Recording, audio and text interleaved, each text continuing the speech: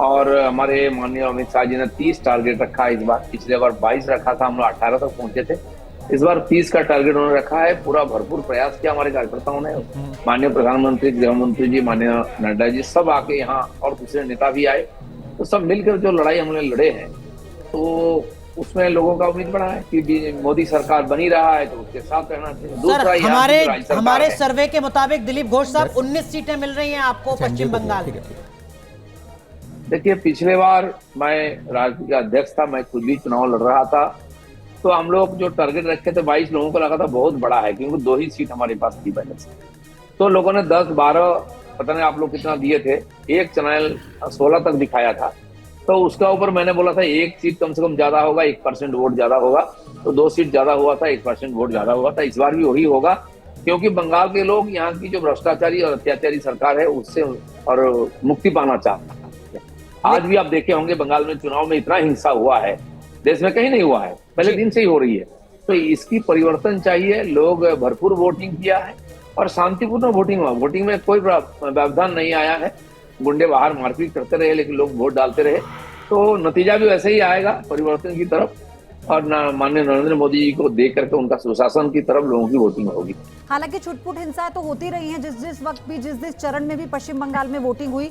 लेकिन इसके अलावा ये सारी बातें आपने 2019 को लेकर भी की थी। जैसे आपने कहा ना कि ये हमारा आकलन था, तो इससे अगर आपको 19 सीटें हम अपने सर्वे में दे रहे हैं, तो अभी आपका आकलन फिर क्या कह रहा है? आप फिर 2 सीटें और ज्यादा एक्स्ट्रा देंगे पिछली बार की तरह, या आपको लग रहा है कि जो स्ट्रैटेजी आप लोग बना रहे थे ममता दीदी के लिए भी, वो उस हद तक ग्राउंड पर फिर आपको फायदा मिलता है लेकिन उनका नुकसान नहीं होता? नहीं, नुकसान तो होगा ही उनका। उनकी जो माइनॉरिटी वोट बैंक है वो भी क्रैक हो जाएगा। दूसरा, और भी कुछ जो लक्ष्मी भांडार, अब जानते महिलाओं को उनकी वोट खरीदने के लिए 500 रुपया, अभी 1000 रुपया का लालच दिया है, उसमें भी काम नहीं होगा। अभी भ्रष्टाचार जो चल रहा है और यहाँ खून खराबा और संदेश खाली का जो घटना आई है, इससे पूरा देश झकझोर हो गया है। बंगाल की राजनीति में भरपूर प्रयास हुई है। आज भी महिलाएं वहाँ और उसका प्रतिरोध कर रहे थे, वहाँ उनके ऊपर अत्याचार हो रहा था। ये सारा दृश्य लोगों ने देखा है।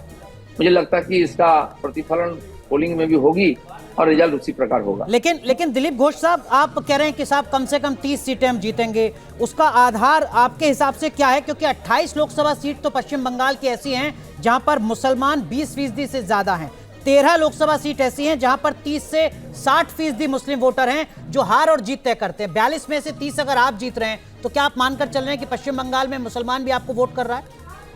हाँ, मुसलमान भी वोट करेंगे। और आपको बता दूं, मैं पिछले 19 चुनाव में ऐसे कई सीट हम जीते थे जहां मुस्लिम मेजोरिटी भी है, और यहाँ तो हिंदू मुस्लिम बराबर है। मालदा उत्तर, रायगंज, जहां मुस्लिम वोट ज्यादा है, फिर भी हम जीते थे।